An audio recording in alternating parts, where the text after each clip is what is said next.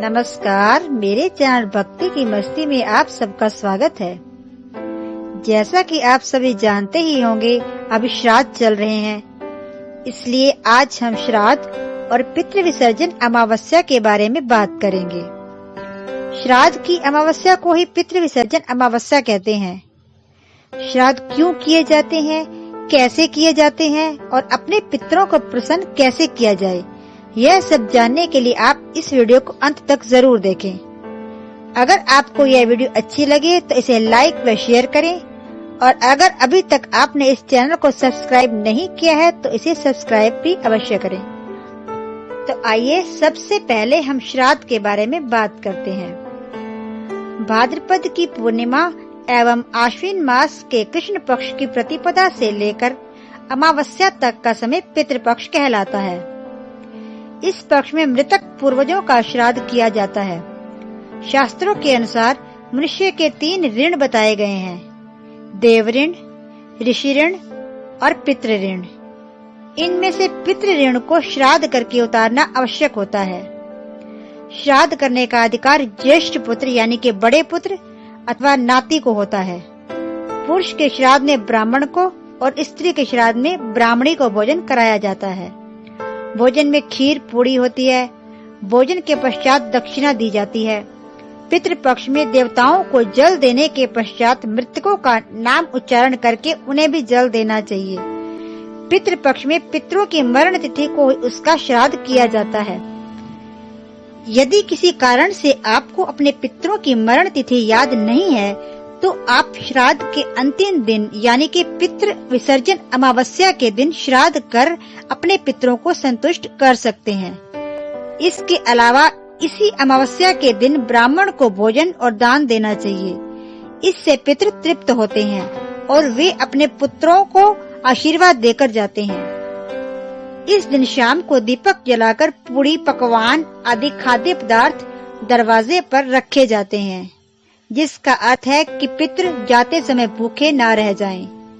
इसी तरह दीपक जलाने का आशय उनके मार्ग को आलोकित करना है।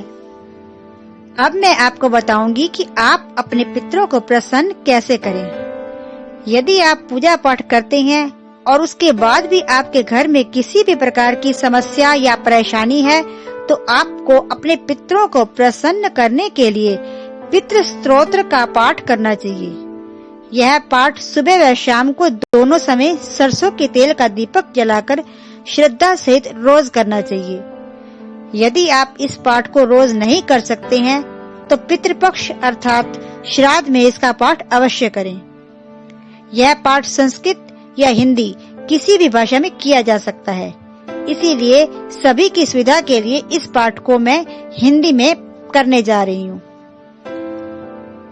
पितृ स्तोत्र जो सबके द्वारा पूजित, अमूर्त, अत्यंत तेजस्वी, ध्यानी तथा दिव्य दृष्टि संपन्न है, उन पितरों को मैं सदा नमस्कार करता हूँ। जो इंद्र आदि देवताओं, दक्ष, मारीच आदि सप्तऋषियों तथा दूसरों के भी नेता हैं, कामना की पूर्ति करने वाले उन पितरों को मैं प्रणाम करता हूँ।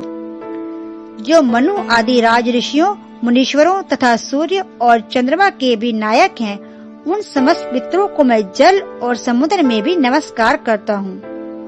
नक्षत्रों, ग्रहों, वायु, अग्नि, आकाश और भूलोक तथा पृथ्वी के भी जो नेता हैं, उन पितरों को मैं हाथ जोड़कर प्रणाम करता हूँ। जो देव ऋषियों के जन्मदाता, समस्त लोकों द्वारा वंदित तथा सदा अक्षय फल के दाता हैं, उन पितरों हाथ जोड़कर प्रणाम करता हूँ।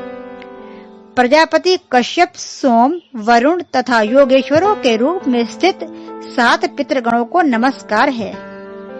मैं योग दृष्टि संपन्न स्वयं भू ब्रह्मा जी को प्रणाम करता हूँ। चंद्रमा के आधार पर प्रतिष्ठित तथा योग मूर्तिधारी पितृगणों को मैं प्रणाम करता हूँ। साथ ही संपूर्ण जगत के पिता सोम को नमस्कार करता हूँ तथा अग्नि स्वरूप अन्य पितरों को भी मैं प्रणाम करता हूँ, क्योंकि यह संपूर्ण जगत अग्नि और सोममय है। जो पितर तेज में स्थित हैं, जो ये चंद्रमा, सूर्य और अग्नि के रूप में दृष्टि गोचर होते हैं तथा जो जगत स्वरूप एवं ब्रह्म स्वरूप हैं, उन संपूर्ण योगी पितरों को मैं एकाग्रचित होकर प्रणाम करता हूँ। उन्हें बारंबार नमस्कार है। वे स्वदा भोजी पितर मुझ पर प्रसन्न हो।